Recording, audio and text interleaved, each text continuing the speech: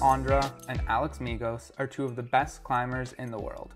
Each of them have tagged historic first ascents, and they're currently locked in a battle to see who can establish the first consensus 515D. With the Tokyo 2021 Olympics looming and these two set to go head to head, the question remains, who's the better climber?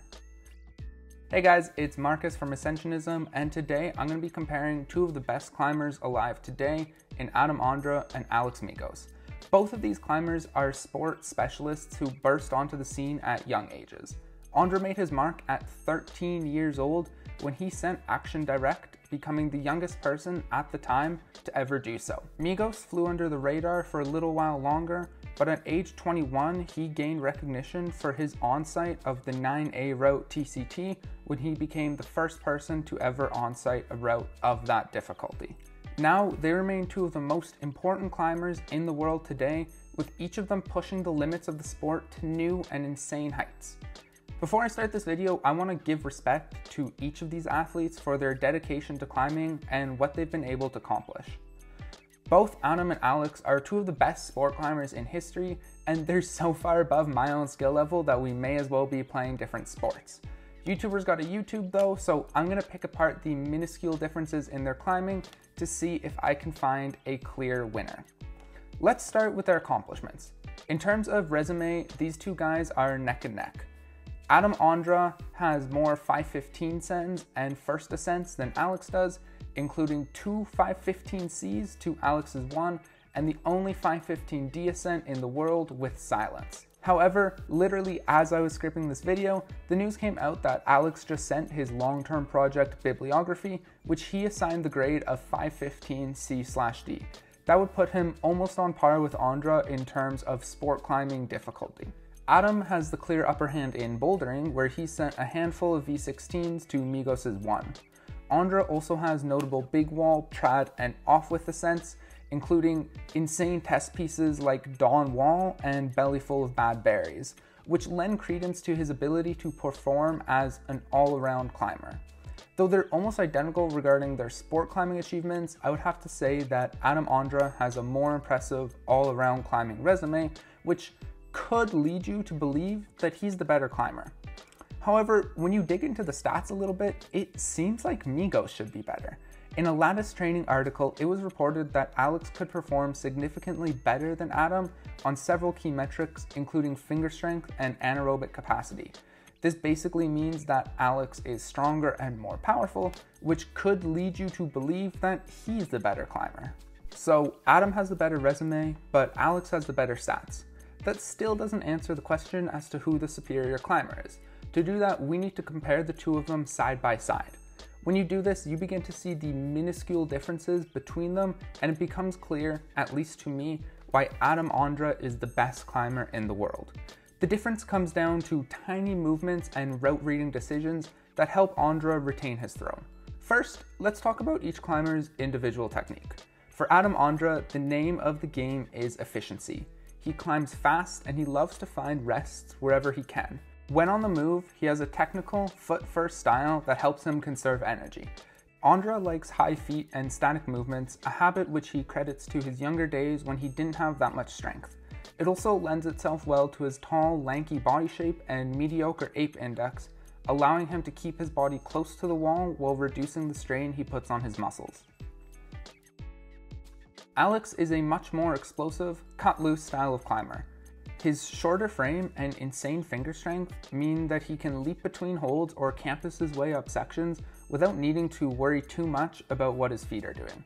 He has a weird habit of using toe hooks where most people would use heels, but it works pretty well for him. His movement, while still being efficient and technical, is a tad less sophisticated than Ondra's, but he's usually able to make up for it in raw power. Now, both climbers have the ability to adapt when they need to. Ondra can dyno, and Alex has the technical wherewithal to be static when necessary. When they're climbing at their limits though, they tend to revert back to their instinctive ways, and it's Ondra's dedication to finesse that gives him the slight edge. To see this in action, let's watch a side-by-side of the two climbers trying the same route in Hachioji. First of all, pay attention to the shoulders of the two. Any young climber should note the way that Ondra moves with his upper body relaxed. hanging on his arms with full extension even as he swings between holds. Alex, by comparison, climbs slightly bunched up, hunching his shoulders forward and tightening his upper back. It's a small difference, but over the course of a 50-hold 514C route, it can cause more strain on the forearms and tire him out in the long run. Now let's watch the two of them as they move rightwards and up in this sequence. Adam brings the foot high and it's a short bump up to the next hold. Alex cuts the feet loose, takes a lower position, and then has to jump up for the next hold. Once he's there, he cuts loose again and brings his feet up to where Ondra had them. It's a small sequence, but what you just saw was Adam Ondra getting 3 moves for the price of 1. His ability to be efficient in transition adds up over the course of long sport routes and helps him conserve energy for when he needs it in the cruxes. This is another example on the same route. Check out how Ondra switches his feet to go up with the right and then reaches statically for the hand. Megos takes the simpler beta and goes high with his left foot. This means that he has to extend to reach the hold, and his right foot almost barn doors.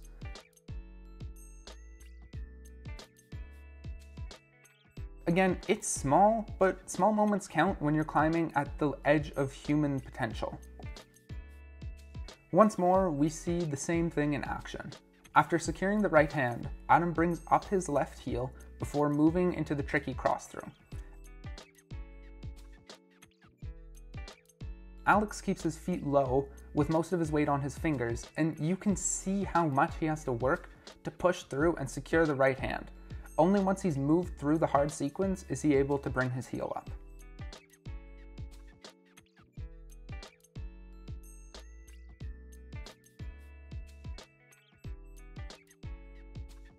Now, this foot-heavy style can sometimes backfire on Adam.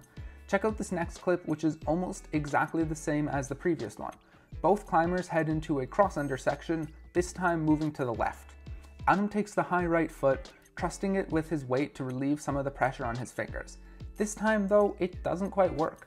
The foot slips and he's off the wall.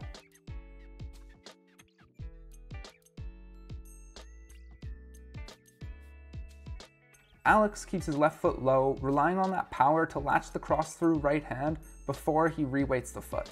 This is harder, but it turns out to be the more secure move, as it's Alex who moves on and finds the high point on the route.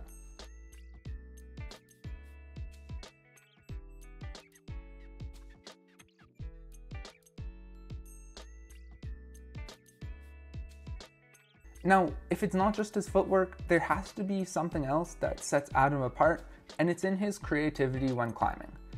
He has an inventiveness that stems from his lack of pure finger strength. Ondra loves heel hooks, knee bars, and static movements, and he's able to sneak them in where no one else can. This allows him to rest mid-route and to cheat on certain sequences by utilizing lower risk moves.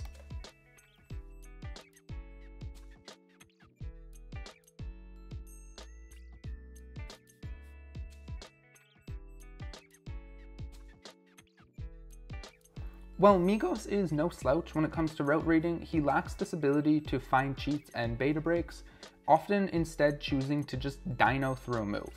Again, these techniques take up more energy, and they're the reason that Alex often peels off the lead wall only a few moves lower than Ondra does. Now, I don't want to come across as wrong here. Alex Megos is one of my favorite climbers. He has put up some insanely difficult ascents, and he's one of maybe 3 people who I think has a really good chance at nabbing gold in Tokyo in 2021. Adam Ondra, however, is one of the best climbers of all time, and when comparing the two, his technique and economy of movement mean that I have to give him the slight edge.